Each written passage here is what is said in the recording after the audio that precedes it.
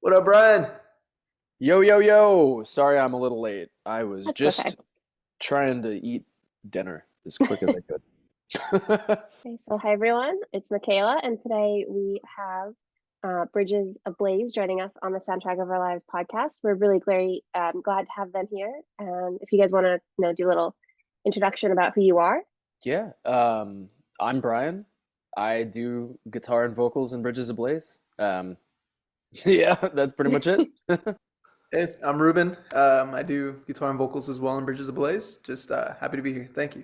Yeah, very thankful. Yeah, which I guess makes sense because it's around Thanksgiving time. Um, yeah, so how did Bridges Ablaze come into being? Oh wow. Ruben, you should tell the Guitar Center story. Well, we met back in 2014. I packed up my bags and I left El Paso. I just knew there was something better. Hmm. So I went over there. I was with my buddy at the time, Abel, and we stayed at a hotel up north in Austin. And one day we're like, hey, let's go to Guitar Center. Let's jam out. Let's pass some time. We're both guitarists. Let's see what it has to offer. We walked in, and I kid you not, I heard the most angelic shredding I have ever heard in my entire life. I stopped like a deer in the headlights. I was walking. My buddy just kept walking forward. I turned to my right, and he's just looping one of those old spider amps, and he's just going at it. I'm like, damn, he's good. We walked our way over to the other side of the amps. Back in the day, I don't know if you used to go to Guitar Center, but they used to have a wall of amps. Hmm. Yeah. So I was on the other side. Me and my buddy were just shredding, and then I hear Brian going more aggressive on it. He's just going into it, feeling. I'm like, okay, cool. So before you know it, it's like we're just having this shred off, and we're just bouncing back and forth. He's going, then I go, he goes. So then finally he turns off his amp, and it just killed me on the inside. I'm like, damn, he's probably leaving. He pops out around the corner. Hey, which one of you guys was just shredding right now? I was like, oh, okay, it was me. So Yeah, uh, we that's exchanged numbers, and we stayed in contact throughout the years. And then you know, typical thing, projects fail, and then me and Brian kind of got together, like, dude, let's give this a shot. Let's do it the right way. And this is what happened, right, Brian? yeah, yeah. I mean, I remember just jamming, right? I was jamming and then out of nowhere I hear like noise and I'm trying to listen to myself, but then I listen to the noise and I'm like, wait a second, that's actually amazing. And so I stopped, I just stopped what I'm doing and it got my attention. And I'm like, okay, homie's good. Homie's real good. And so whenever I waited, you earned my respect. I waited. I was like, I'll let him finish. Okay, he's done. Now I'll play. And so that's what was going on from my point of view. And at a certain point, I was like, all right, I'm done playing this like table tennis. Like I'm gonna go around and like talk to this guy. Like I need his number. Because at that point I was finishing up college, and I was it was a weird life path. I was going to UT in Austin, taking petroleum engineering courses. I literally finished the degree. I even did petroleum engineering work for a while. But at the end of college, I kind of was mentally realizing and gearing myself for a music career because I realized that was what I really wanted to do. It wasn't engineering. That wasn't really my scene. As much as I loved the math and science, it was. Uh, it's not me, you know. I'm where I'm meant to be, and it's almost fateful that right when I first started, I'm working with one of the original people that I met like all those years ago. Mhm. Because you go through music and it's just people come and go. It's nuts, massive turnover rate essentially, Yeah. just because that's how musicians can tend to be. It's not an easy industry. So, anyways, years later, we stayed in touch and ended up linking up in 2019 after, like Ruben said, projects failed, and here we are. We started out. We were watching like The Kill.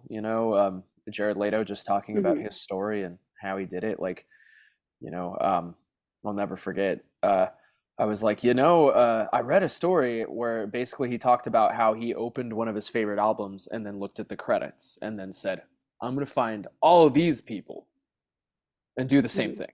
And so I was like, okay, maybe we should do the same thing. and that's kind of been the basis for our whole thing. It's a cool story. Thank you.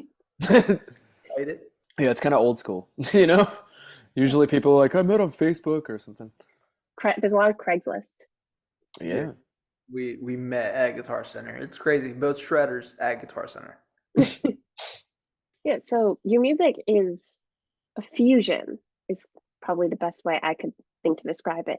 So how do you kind of manage to create such a distinct sound? How do you approach that, I guess, is my question. Man, I tend to just really approach it with just an open mind. Whatever sounds good. There's been instances where some hip hop has really cool aspects to it, like hi-hats, drum beats on top lines. I'm like, yo, that's Mhm. fucking sick. And then, Brian has his moments where he's shredding or, some gent. I mean, it's just we just have such an open, broad mind to it. That's just my point of view on that. Yeah, yeah. In 2017, I saw a really brilliant guitar player play live. I mean, Jesus Christ, makes me look like a amateur. He was so brilliant, and I pulled him aside after the show and I said, "How did you get so good?" And he said, "Well, I listen to everything. I listen to flamenco. I listen to jazz. I listen to pop. I listen to electronic. I listen to hip hop. I listen to R&B, whatever." And I was like, okay, I'll try. And so for the last 6 7 years, I found ways of falling in love with all kinds of music, Mhm.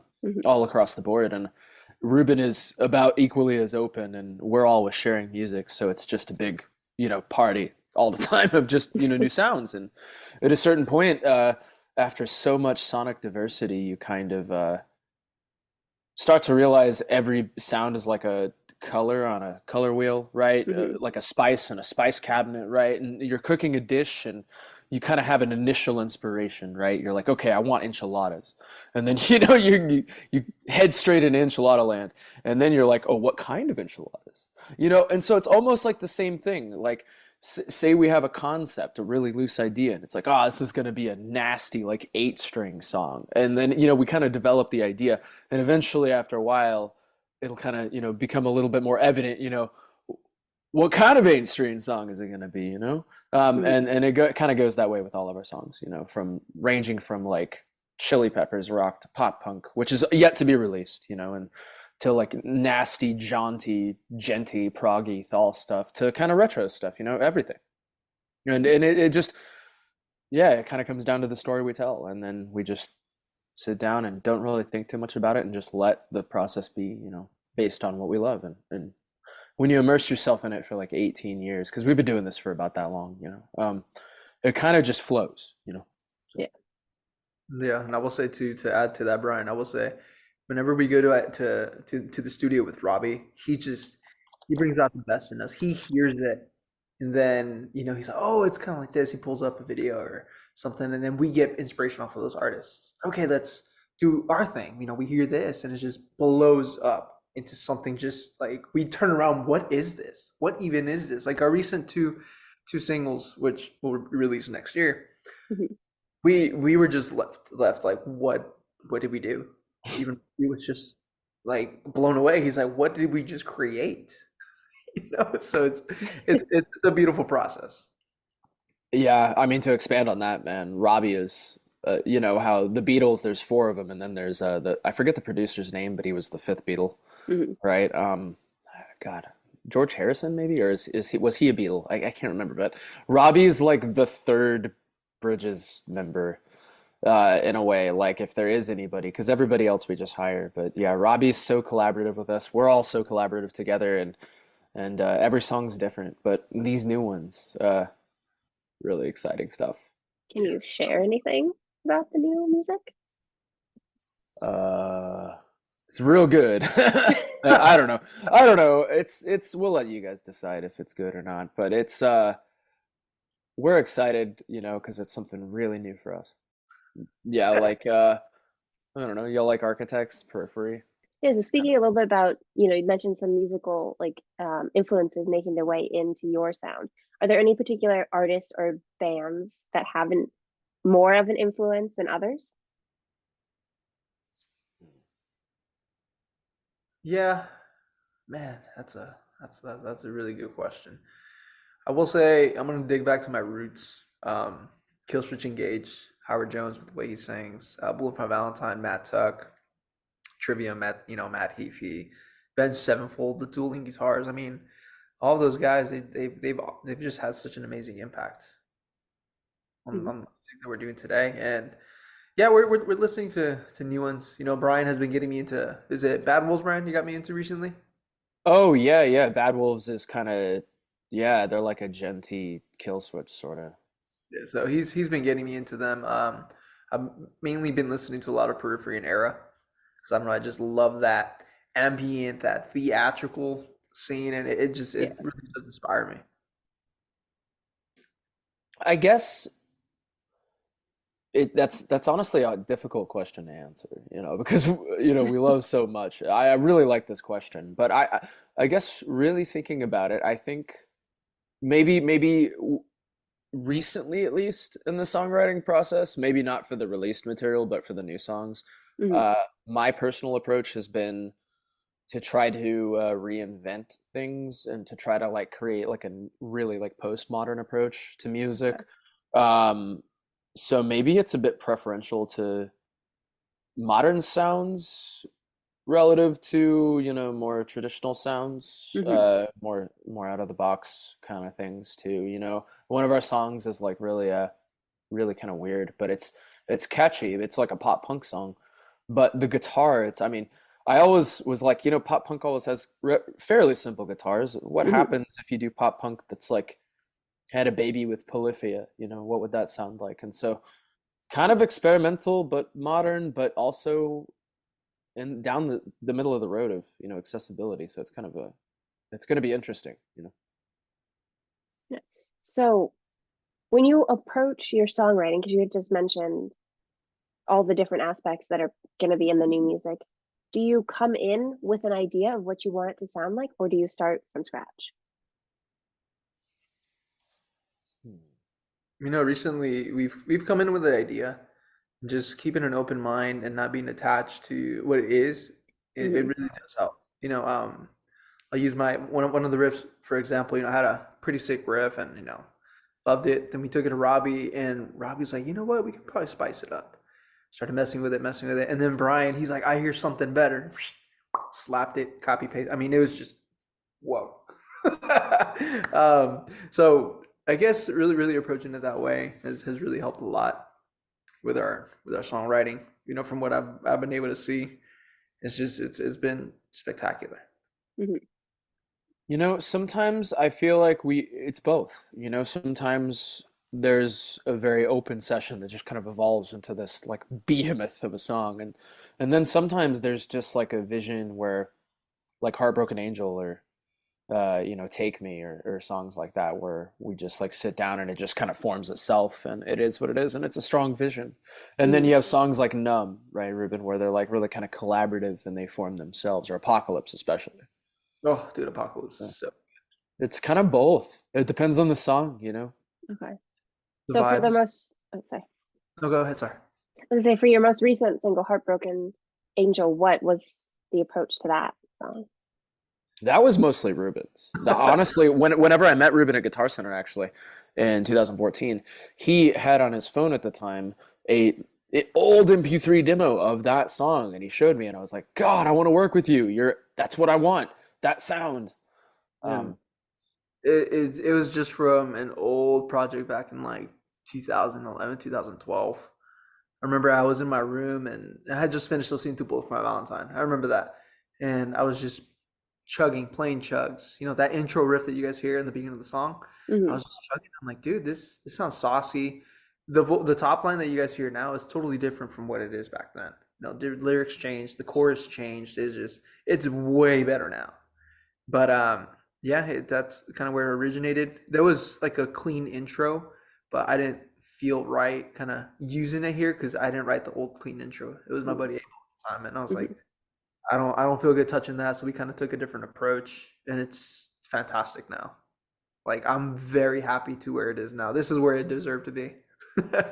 wow, I don't even remember that was the reason why we dropped the clean intro. All I know is it was dropped, and I was like, why did that go away? I'm glad I could know why. It makes sense, intellectual property. Yeah. But yeah, Heartbroken was really interesting. It was mostly Ruben's baby. And, Robbie kind of helped spruce it up. And I think, what did I do, Ruben? I mostly just did like the chorus lead guitar line. Like, Dude, yeah, you remember I think we were that's trying mostly to what I did. yeah, we were trying to figure out what would really pop out. And I was really stuck on the old song, and this goes back to not being married to your old ideas. So I Mhm. was like, I love this idea. Yeah, it was sick, but we're like, no, this can be better. And I remember Brian just picked it up, and he had the old tap part, really spruced it up, and we Mm. left it at that. So I remember my vocals just couldn't handle it anymore. We went back for another sesh, and then Robbie and Brian just kind of like just did another take, and Brian just killed it with that lead, what you guys hear now. It's that Yeah. stand. I scrapped the original lead, and when Ruben sent it to me, I was like, "Oh wow, that was actually really pretty." But yeah, it didn't really quite fit the vibe. Like it was a Mhm. great idea, but it just didn't fit the vibe. Exactly. Um, and then I laid down the current lead, and I think the only other thing I did for that one was the rhythm part underneath the guitar solos. And I was kind of, I mean, Ruben wrote his solo, and my solo I wrote with the dueling guitar part after too. But I wrote also just the really basic chords underneath. But for the most part, it was you guys. I sat out of that one a lot. You did fantastic, bro. Thank you for saving me on You you that. did fantastic, I bro. remember my vocals were just fried from just going into it, and Brian had to finish off the ending of the chorus. And Yeah, the barely hanging on part. thank you, Brian. I couldn't. I would Yeah. try and it would crack, and Robbie's like, "You good?" And I remember Robbie told me, "You don't talk for the rest of the night. You need rest." And I was just sipping on tea for the rest of the night. Ruben had to basically sign, you know. Yeah. So when you're writing a song and you have two, I guess, three perspectives, how do you kind of manage so that everybody has their creative input in each song? It's per song, I think. Yeah, Okay. It's literally. weird. It's weird. Like at a certain point, the song writes itself, and that it's almost like the situation is a living organism Hmm. beyond the people, and it's as if like it just happens. Sometimes like I'll step up and it just flows through me, and other times it'll flow through Robbie or Ruben. That's almost what it feels like. It sounds kind of weird, but Yeah, Makes sense. it's yeah. We just literally just roll with what we're feeling at that moment, and when somebody else is pioneer it, we just kind of let it flow because then we'll get ideas based off of that. Like yeah. Brian, he's written whole songs, and then we're just like, oh shit, like me and Robbie are just looking at each other like, dude, this is good. And then once we hear it, Brian takes a rest. Then I hear top lines, or I hear other stuff. Robbie hears his stuff. Hmm. I don't know. It's just one of those things. Like when you're there, you'll really be mind blown. Yeah, it's quite an experience, and I really like it whenever me and Ruben both take a song, we schedule like a full like 5 days, and um, whenever it's Ruben's song, sometimes I'll just step out of the room for a couple hours and like take care of things I need to. So it's nice. It's nice. So you It don't lets the kind of, oh, oh, hmm? sorry, go ahead. What you gonna say? No, go ahead. I was gonna say you don't kind of um get, what's the right way to say this? I'm not gonna say jealous, but like territorial over your songs. You kind of let what happens to them happen. Typically, although there is something to be said about objectively bad choices too. Like and there's the wisdom to know the difference Hmm. between like an objectively bad choice and something that's just purely subjective and is just kind of your own ego. Right. And sometimes a song does require intervention, but that's very rare. For the most part, everything everybody adds is good. We're recently, working on some stuff and we had to, make some creative changes just because it was like, whoa, this is a kind of a big directional change. And we're working with other parties though, and so, but within the core unit, um, for the most part, we're all very aligned. So it's pretty much all the time the Hmm. ideas that I don't think of are better. And I'm like, oh, thank God. Thank God this is here. Yeah, I Yeah. feel the same way, literally. And to add more to that, Brian, I definitely agree with what we were doing with the other party. We just didn't really feel it, or like I don't know. And that's where you have to kind of really distinguish, kind of take a step back. Okay, what is this? Mhm. Yeah, sometimes I mean, there's never a one size fits all like mantra, Yeah. you know. But sometimes there's that time and place, but for the most part, we're pretty open with each other's ideas. I like everything Ruben writes. I always have. That's why I wanted to work with him. I figured it'd be easy with somebody like that. You're just like, oh, I don't have to worry. I can just sit back and you do your thing, and it's going to be okay. I feel the same way about him. Everything he writes, everything he sings, I'm like, dude, where have you been my whole I life? know. Guitar Center, man. Shit. No, If only ready. you had gone sooner. I know. Right. I actually think about that from time to time, but I'm like, you know what? Everything happened at the right time, at the right moment. It's true. It's true. Never thought we'd be here today, too. It's kind of wild to get back. Like, if you could go back and like meet us now, meeting us then, and like having a conversation, like, hey, this is gonna happen. I'd be Like, like, you're lying. Yeah, but yeah, I guess seriously. I'm sorry, what? so. I was gonna say, talking like span of time ish. So how has like your musical sound, or yeah, that's the right way to say that, evolved from Hellbent to, I'd say, Heartbroken Angel, and then the new music you're going to release? How has it evolved? Oh, well, we released those in a certain order, but we actually wrote them all in like a different order. Um, Forever Fallen was actually the first original song we ever wrote, and then Never Too Late came after. And then we wrote Hellbent and Heartbroken and another song, Lost, which hasn't even been released yet. And then we recorded Numb and Take Me, which are two other songs, and then we recorded Heartless and Apocalypse. So I think the real progression would be those songs Okay. versus the release order, because we're kind of jumbling it up. So then why did you choose to release them in that order? Uh, That's a good question. we figured Hellbent would be, a strong spearhead, and that has Mhm. definitely been confirmed by the numbers. So that was Yeah. accurate.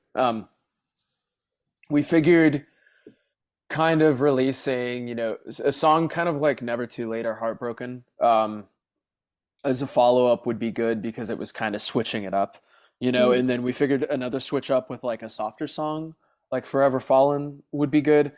And then the fourth song, we were just kind of like, hey, how about we just do Heartbroken since it's just that one song that we first heard, like back 10 years ago. So, but next year, what's kind of guiding that year is creating left turns with every release. Okay. Um, that's kind of what we're aiming for. We're working with a new video team for pretty much all of next year's videos, and all of the songs are definitely different than last year. And we have a feeling. I mean, if I were a listener and I heard songs come out in this order after Mhm. a year like last year, I would be shocked. And so that's kind of our goal, and we're kind of like trying to reverse engineer our own experience and then implement it into our plan. So that's kind of what's guiding next year. That's Dude, really the I cool. feel I feel like next year's plan is honestly more intelligent than this year's plan. But top, we're better. We've got another year under our belt, so we're smarter now. Mhm. and dude, the top lines are in every song that's coming out next year is just fantastic compared to what we've done before then. It's Yep. dude, every song is such a banger, such a hit. So get ready, y'all. A lot of head banging. Yeah, every song is definitely modern, kind of genty progressive, like Yeah. Deftones, Meshuggah, Loathe, Mhm. um, Architects, Periphery. Yeah. You had mentioned like the visuals. So how do you approach the visual side, and how does that differ from approaching the musical side? Hmm. Hmm. Usually we just have like with a song, it starts with a demo, like Mhm. tracking, like it starts playing. With a video, it usually starts with a phone call. Like we'll just be kind of talking and be like, hey, what do you think about this? Like one of us will get an idea, Mhm. you know. And I mean, Ruben's kind of the big well, honestly, the fans kind of picked out our next video. Or well, the January video is already done. I'm talking about the April video, but the Okay. fans kind of picked that out and because they were comparing Ruben to Leon Kennedy from Resident Evil. Hmm. And then I was like, well, Ruben, you know Resident Evil, you're the Resident Evil expert. So Yeah, how about you kind of figure this out? this one, yeah, that one was it was a shocker to me, and honestly, it was just the hair because I have pretty long hair, and just the angles and the skin tone pigmentation in the video made me look like Leon Kennedy. And I even pulled up an old photo of Leon in Resident Evil 4. I was like, dude, Mhm. this is accurate. I can see why they're saying it's Leon. Um, but uh, but yeah, we just started talking about it. We're like, dude, we should do like a zombies theme song since the fans are like, it's Leon Kennedy. So I remember I recently, well, not recently, but a couple months ago, I bought the old Resident Evil version because I beat it when I was a kid. I was like, dude, okay, well, let me get back into it. And yeah, I started, I beat the whole game again, and I started thinking, okay, we have better ideas. Me and Brian are bouncing ideas, dude. Okay, so this is what's it about. We're fighting this. This is what the zombies look like, and we were just passing each other, screenshots, and with our videographer as well, just like, hey, let's do this, let's do that. So Yeah. we have it pretty much planned out, and it's to answer your question, it's just literally just phone calls and ideas. Mhm. Yeah, and then eventually we'll have a meeting with the videographer. We'll type up like a Word document or a PDF. We'll like just bullet points, Mhm. nothing crazy formal, but we'll send him, a document, and then we'll have a meeting over it. And he'll obviously take what we do and then expand on that. Yeah. He'll, cut out what's not feasible and add on what's good, and you know, and then we go from there. And actually, for this zombie video too, we're stoked because we'll actually be working with a Netflix makeup artist for this one. Ooh, Yeah, so it's gonna exciting. be good zombies. I'm stoked. I get butterflies every time I think about it. Like, wow, this is happening. So that said that one was coming out when? April. It's Yeah, exciting. yeah. You guys will We're probably be able to get like BTS scenes on our Instagram because we tend to, save them in our profiles. Hmm. You guys will definitely get some BTS around there. I think January 20th is when we'll be shooting this video. Yeah. Excited to see the makeup. That sounds like it'll be cool. Same, same. I mean, the last makeup artist for Heartbroken Angel was fun. Like she was awesome. Like Hmm. she really touched up where we wanted it. But once we heard about her, Brian dug up her profile and then he sent it to me, and I just started looking at her backlog and everything. I was just stoked. I'm like, she's working with us. yeah. Yeah, she actually did some makeup in The Haunting of Hill House for Netflix. Hmm. If you saw that with like the bent neck lady who was all Oh, Yeah. like this. part. And Ooh. yeah, I specifically when I saw that show, I loved it. I'm a big horror guy, and Hmm. so I love good makeup, and I was like, Yeah. whoever did this is rad, this was great, the whole thing, and well, here we are. So, destiny, like pretty cool. That's crazy. Yeah. Yeah. So, shifting gears a little bit to like live performances. So obviously, it's kind of the heartbeat of the music world. Yeah. So, what can fans expect during your live shows? That's a good one. Well, tons of me trying to hype up the crowd. Like, let's go. Clap, when I hear him sing. That's a really good question. I mean, for sure, energy. I'm Hmm. gonna try to give them as much as we can, or as much as our bodies allow, because I know after just about every music video, I wake up the next day, I'm like, dude, my neck, I gotta stretch more. But just good vibes, just good vibes. Just being with one, and just smiling. I want to see everybody smile. Hmm. You, Yeah. Brian? Oh yeah, just raging guitar solos. Lots of dueling guitar solos, lots of craziness. Good times, good vibes, laughs. We like to laugh, and yeah, good music. It will bring the songs to you at the highest level we can. We heavily invest in our live sound as well, so we have a Hmm. lot of equipment. So it's going to be a dialed in show for sure. Oh yeah. Um, so with your sound kind of taking on or kind of being a blend of different genres, how do you kind of maintain the cohesiveness of it being the sound of Bridges Ablaze? Kind of happens by itself. You I don't know know, how else to put it. we mainly just trust our gut Okay. and our, if it feels right, approach that direction. It's there's been instances where me and Brian were just shredding, and it's that feel, that look. We both Hmm. kind of catch each other's attention. Okay, cool. Let's keep pushing it. But there's been instances where I'm writing something and I'm like, not feeling it. I think there's a video Brian captured a couple of years back. I was at his house. I had a Marvel Captain America um, jacket, and I was playing, and like after every second or two, I'm like, nope, nope, no.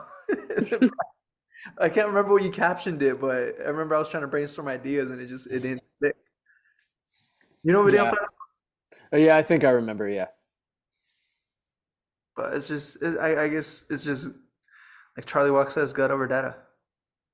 Hmm. Yeah, I feel like it kind of happens on its own. We're not really trying to sound like anybody. We're just kind of being ourselves and kind of exploring. And Hmm. so retaining a sort of cohesiveness despite our diversity kind of just happens, because our voices are our voices. Those are going to sound Yeah. the same in every song. And the way we play solos is also going to be the same in every song. And a lot of the time, the way we riff might change a bit, but it's also kind of got sort of signature like hooks that we kind of repeat, like pa-down, Hmm. pa-down, or other things like certain styles of leads and stuff. Um, Although I will say you guys we still have like 5 or 6 songs at least, on the album that we're going to be releasing. And so until everybody hears those, it's just going to be a journey. Okay. Yeah. So you mentioned earlier that the fans kind of impacted the music video that's going to be coming out later. Yeah. But how else have the fans kind of influenced your music? Whew, man. Well, how can I explain it? I know one of them never. I guess it was fans. I wanted to give them the best version yet. The song "Never Too Late" was about addiction, and because I used to drink a lot. I mean, to the point where I was spiraling out of control. I remember I just had this thought in the midst of it all. I was like, dude, why am I doing this? I gotta give everybody the best version. Brian deserves Hmm. it. Beyonce deserves it. Everybody deserves it. So, just seeing their excitement to, what's to come. I was like, man, fuck this. I gotta give them the best. Oh, sorry for using curse words. That's fine. You can curse. Holy water. um, but they've definitely influenced us a lot. Just seeing the comments where like, wow, this song really helped. It means a lot. Like, wow, we connected with you. Okay, cool. Hmm. Well, we're gonna do more of that. Oh, you want more gentiness? Okay, cool. We'll try to give more of that. Yeah. I would say, whenever the fans tell us that our song, helps them in their battle with an addiction or in their fight against suicidal thoughts, things Hmm. like that, or our music is, saving their life. That really kind of we listen. We reply to every single person. That's the least we can do. And those comments, I feel like, have probably been some of the most impactful ones. Hmm. It makes us realize that our pain has a purpose. It's not just senseless catastrophe in our lives. Like the struggles me and Ruben go through have added value now. And reciprocally with the fans, on the other side of the fence, it adds value to their suffering too. They feel like they're not alone. Hmm. And so that experience has kind of helped me personally zero in on how I even write songs. Like I realize, if something happens and I feel like I'm in pain or upset about something, I know where to put it now. Hmm. There used to be a point in my life where I didn't, and now I feel like I just have a lot more value and purpose in all those experiences, and a lot more direction too. I feel more balanced as a person. It really does heal me. That's good. Yeah. So how do you kind of balance, putting yourself out there in your music, but also kind of keeping some of that for yourself? Don't want to give too much away in the lyrics, right? That's a good Rob, question. yeah, Robbie helps us. He's like, He'll tell us when we're too specific. Yeah, we have to leave it up to the listener to Mm. interpret, into their own ways. So I know I've been like right on the bullseye with some of them, and then Robbie and Brian are like, well, that's kind of really back. Or there's been moments where it's real too far back, and Robbie's like, dude, what does this even mean? I'm like, I don't know. It sounds cool. Yeah, it'd be that way. Sometimes we'll accidentally like create a discontinuous like narrative basically, so he'll Hmm. help like make sure it makes sense, um and after doing this a few times now, we're starting to realize, here's how you do it. So we're getting better at writing songs. Comes with practice. Yeah. Yeah, so you had mentioned an album. Can you say anything else about that? Hmm. Well, we plan to just release all the songs kind of one by one at this point Hmm. for our launch, but it'll probably be eventually like an album that's like pressed in a physical copy for tour. Okay. Yeah, I want fans to kind of leave with something as they attend our shows. Like, wow, they have a piece of history, not just going online and find it. I Hmm. still remember going to the music store like Walmart, or I mean the music section, Barnes and Noble. I used to go straight to the music section, um, and I would get CDs and just taking it home, blasting them. Felt great, rather than finding them on. Or you guys remember LimeWire? Yeah. Rather than find them on there, I remember just having the physical copy meant so much. Like, oh, Yeah. you listen to Bullet? Cool. Well, I got the special edition, and I actually got a physical Bullet. Hmm. I bought it at Hot Topic. Yeah. So just having that physical piece really really means a lot. So we'll definitely do that down the line. Yeah, absolutely. I think we're just kind of spreading it out. I mean, I personally have seen bands start out that way a few times, and it's typically pretty successful because they invest a lot in every song, and they basically deliver videos with every song, and it gives the Hmm. fans a lot of connection points. Paris did that. The band PVRIS with Lynn Gunn is the front woman. Hmm. Um, really, really great initial release plan. So do you plan to release a music video with every song? Most every song, at least, yeah. Okay. If not every song, I mean, it just kind of depends. But Yeah. We'll see where Cool. everything goes. mm, So was there anything else you wanted to mention or talk about today? Well, I guess all I can say is this whole journey has been insanely difficult, but insanely transformative. And if there's something that you feel called to do in life, all I can say is do it. Just be honest, be authentic. Life is too short. If you try to go in a direction away from yourself, it's just going to result in pain. Um, and everybody's going to tell you you can't. People are going to project their misery because they're walking that life, and Hmm. misery loves company. Your suffering will justify theirs, and you don't have to accept that suffering. You can say no to it, and you have every right to live the life you want. Um, so I think all I have to say is, yeah, don't let any of that get you down. It really is nonsense when people say that to other people who are trying to just be themselves. yeah. After all these years, I finally realized, wow, that's what listen to your heart meant. Follow your dreams. Because Hmm. being young, you're like, what do I mean? Like, yeah, I get it, do something, but we're embracing everything, and it's like, wow, okay. I feel content whenever I clock out of my 9 to 5 and I do this. I'm happy. True happiness. Following it. There's other people still saying, "Oh, what are you doing? You're crazy. Just accept that job." Is no.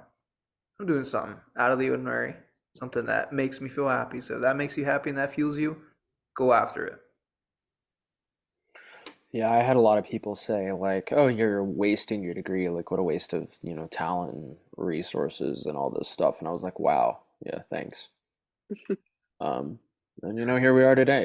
It's vindicating, Yeah. and we're definitely not going to stop. Nope. Yeah. And I think that's our message is just be relentlessly authentic. Hmm. It's a good message.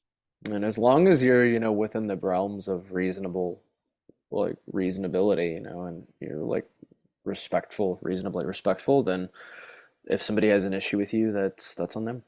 It's Mhm. not to do with you, and I think a lot of young people struggle with that. I know I did, Um, if I could say anything to my young self, it'd be this. So, That's beautiful, dude. Fucking love you, man. I love you too, man. Couldn't have done this without you. Together as one. We will overcome. Okay, and now for the last question, which is, what's the soundtrack of your lives? Like a song? It's however you want to answer it. I leave it open for interpretation. Soundtrack. Could it be Bridges? I mean, you said open, so it could be anything. Yeah, whatever you want. It's the soundtrack of your life, so it's unique to you. That is a very good one. Wow. What is a good soundtrack to my life? Maybe some of Hans Zimmer's songs for movies, like Gladiator or Inception or Interstellar. You also have James Horner, who did Braveheart and Titanic. You have Trevor Rabin, who did Armageddon with Bruce Willis from like the turn of the millennium. Stuff like that, maybe actually. Okay. Man, I'm blanking. Right? I'm like, It's always what? interesting to see how people respond to this question. Yeah, that's a tough one because I love listening to music. It's funny. I go to my phone. I know what to listen to, but soundtrack to my life, it's like I blank. Hold on. Man, it could be anything. It Well, doesn't even have to be music. Right. That's what I was wondering. I was like, can it be Edgar Allan Poe? Yeah. If that's the soundtrack to your life, it is what it is, an, an MC Escher painting, just like fish turning into turtles. Like, that's my life. you know, wow. What was I guess just soundtrack to my life would just be, I guess, just peaceful meditation. I love listening to that stuff on YouTube just to kind of Mhm. escape reality for a minute. And I really get lost in just the endless sounds. I mean, I like to envision I'm just floating in space, just in the center of it all, nebulous surrounding me. I'm just at one. Eternity. I mean, that's the best way I can put it. Yeah, we started kind of meditating before we track vocals, and we've had some pretty transcendental experiences meditating. Yes. Uh, Yes, so, we actually not putting this out there just because it's an interview, but we came out of it crying. yeah, we I am did. not joking. We both look at each other, tears are running down, and just like, wow, that was beautiful. Yeah, I realized that my suffering in life fits within the order of the universe uh, so beautifully, and I felt no resistance to my pain. I think we suffer most when we resist our own lives, when we Mhm. resist ourselves, when we resist our pain. I felt no resistance, and I think that's what made it so beautiful. That was at least for me. I think Ruben, you might have had a different angle, but Kind of saw my old self, my old younger self. I just embraced them. It was beautiful. Letting go. you know, yeah, letting go for sure. Like being able to look at yourself honestly and smile. Yes. Yeah, that's a hard thing to do. Right. Yeah, it's really hard. Everybody, you sit down, you look in the mirror, and you're just like, it's real easy to beat yourself up, tear yourself apart, and we're trying not to do that. Just hug, just letting go and just be yourself. It was, I don't know, it was beautiful. I cried. Yeah. Okay, well, thank you both for coming and talking to us today. So for any listeners who want to follow you, where can they find you on social media? Bridges Ablaze, just one word. Bridges Ablaze on Instagram and TikTok. Facebook, it'll be Bridges Ablaze, 2 words, because Facebook is Facebook, and YouTube, it's the same. So same as Spotify. Okay. Thank you guys so much. Thank you. And again, don't be afraid to message us. We'll respond to you guys.